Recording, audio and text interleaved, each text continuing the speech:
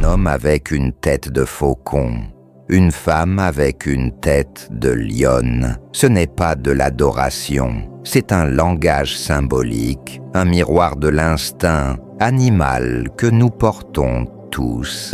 Nos ancêtres savaient que l'humain est la continuité de plusieurs formes de vie. Nos ancêtres ne faisaient pas des dessins pour faire peur aux ignorants. Ils écrivaient en code un langage universel.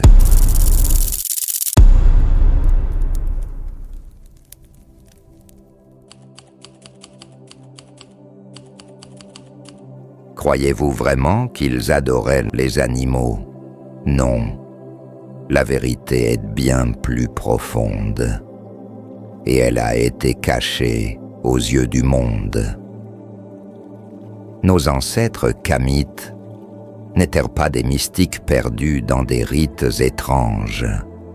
Ils étaient des scientifiques de l'esprit et du souffle, des maîtres de la Hika, cette science ancienne qu'on appelle aujourd'hui magie, sorcellerie, vaudou. Mais ce mot est trop petit pour décrire ce qu'elle est. La Hika, c'est l'art de donner une forme à l'invisible. Un homme avec une tête de faucon, une femme avec une tête de lionne. Ce n'est pas de l'adoration, c'est un langage symbolique, un miroir de l'instinct animal que nous portons tous. Nos ancêtres savaient que l'humain est la continuité de plusieurs formes de vie. La première vie, le végétal. L'arbre est le seul être qui a vu les âges défiler. Il est mémoire vivante. Ses racines boivent la terre. Son tronc porte la vie et ses branches touchent le ciel. La deuxième vie, l'animal.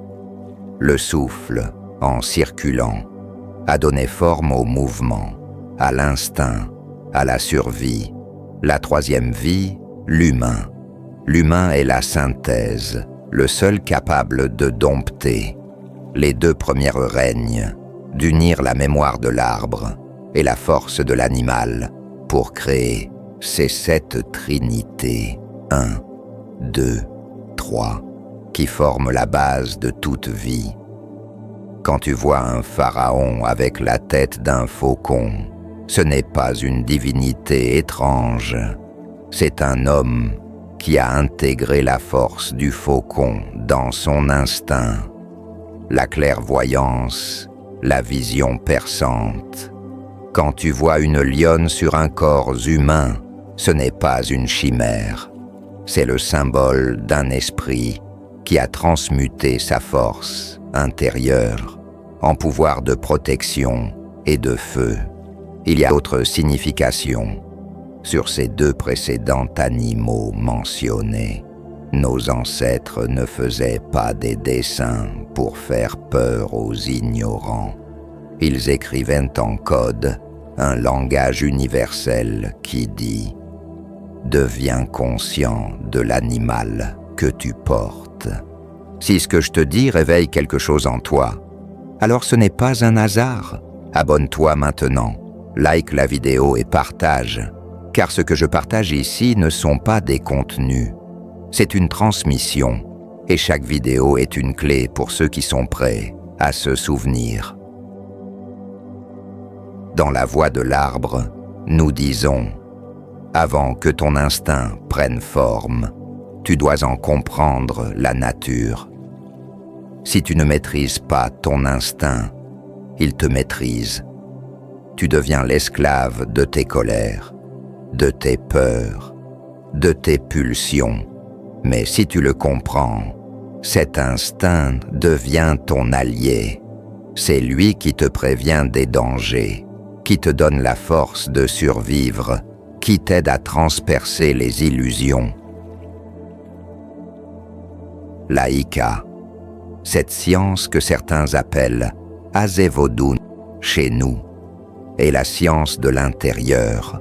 Elle ne t'apprend pas à contrôler les autres, mais à sculpter ton propre souffle, à donner forme à ton énergie instinctive. Un masque kamite n'est pas un dieu. C'est un miroir de ce que tu portes, de ce que tu peux devenir si tu unis ton souffle, ton esprit et ton instinct. Nos ancêtres savaient que l'humain est un arbre qui marche, un animal qui pense et un esprit qui crée. Ceux qui ne comprennent pas cela voient des dieux animaux, mais nous, initiés, savons que ce sont des symboles vivants de la transmutation.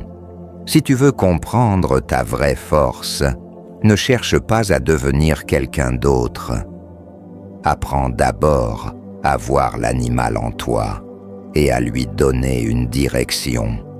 Si tu veux que je t'explique plus sur la Hika, sur la science du zéro, sur l'Azé-Vodou, like cette vidéo, commente et abonne-toi à la voix de l'arbre.